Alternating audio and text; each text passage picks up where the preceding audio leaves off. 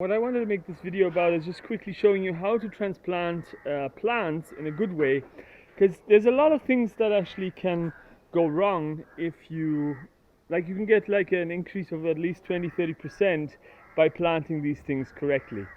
Many things can be planted, transplanted, some things can't, usually the ones with a taproot, but this method that I'm about to show you actually allows you to even get away with things like carrots and like calendulas, which have tap roots. Yeah, so let's get started on this. What we have here is we have some worm compost that I've stirred for about 20 minutes, just to kind of, it was already aerobic worm compost, but basically we want oxygen in there, of course, to make it a type of kind of compost tea. Now you could put in molasses, but I just don't have any at the moment. And you're just making a nice little inoculation here for them. So I'm using my camera on this phone that I have. I didn't bring my other camera at the moment, so excuse the quality is not too bad on it. So what I'm going to do now is I'm just going to, the main thing is I'm going to make this as like for beginners as much as possible. You probably know this already, some of you will, but you want to go about a distance, maybe the width of your shovel. You would use a fork typically, away from the base of where you're going to go, and then you just simply break it up like that. And then what you want to do is, now it's hard to do this with one hand, but what you want to do is you want to kind of pull these apart very slowly and gently. Let me just put you here, and then you lift the whole thing up. Now because they're all stuck together, what we have to do is we have to put them into water. Once we actually break them up, like you can literally just very gently pull them apart, and you can see all those roots there. Now ideally we want to keep as much of the root ball intact, but when they're so close together it's not really possible. So we just break them apart very gently like that, and then they go straight into the water. Now one thing I wanted to show you as well, that in some circumstances it pays to have, of course, you know, don't take all the soil off and just basically replant this with all the soil on it.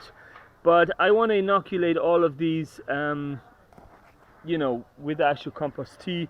And this is more actually to do, the reason I'm doing it this way is more to do with, you know, doing a certain quantity.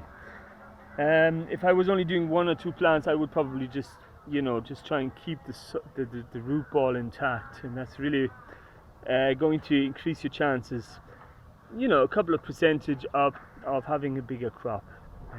Every little thing makes a difference, is what I'm trying to say.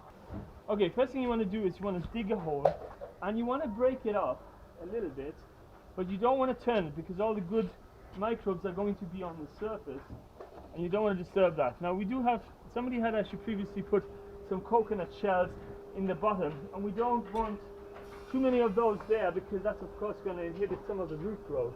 The bigger the roots, of course, the bigger you're going to have a crop, a harvest. So what we're going to do is we're going to make a nice hole, and because you want to set these a bit deeper, loosen things up a bit, and we're going to put about 2 handfuls of a bit of worm compost in there, and then we're going to turn it. We're going to pick a nice big one, which happens to be the one with the root ball on it, and we're going to gently set that in there, and then all we got to do is basically fill in the hole, making sure there's no air gaps or anything like that, and you very gently tap it down like that. That's it. And then you have to water it for about maybe 20-30 seconds each one. You just do that once, and then when you water the next time you don't have to water as much, but it's important to really fill in the water as well. This means now that the surrounding area hasn't been actually disturbed too much, and the microbes can actually, you know, the fungi and everything can actually get back into this area as well.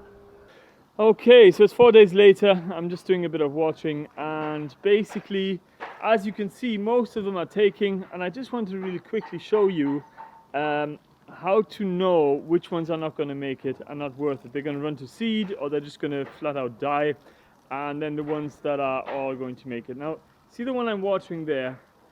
See the way it's really like, it's got oomph. I don't know, it's hard to explain. It's like you can tell it's what's a good way to explain it? It's kind of, it's straight, it's strong, it's holding, and then you've got this guy here, which is suffering, and then you've got even worse case scenario, which is, and in fairness, that one was a small one. This one here is the one that I would actually just take out and replace. So the only reason why they're like this is because the size of the root when they were planted in, so this one here, is just not good enough. The leaves are kind of, you know, broken. They're drying out. You can see that yellowing up a bit. And also, even though this one is kind of in between, you can see it's still kind of standing strong and straight. Mostly, it's just going to run to seed. And so you might as well now at this stage still replace it with something good. Okay, so as you probably can see, sorry about the background noise, the carpenters are at work. But as you can see, it's looking pretty good. So just an update, it's about 3 weeks later, maybe 2.5 weeks later. And most of them have made it. The only ones here that are not so good, and that was before when we sowed it out initially. This corner was always too shady, I think. The plants didn't get enough sunlight, and you can really see the difference between plants that get sunlight and those that don't.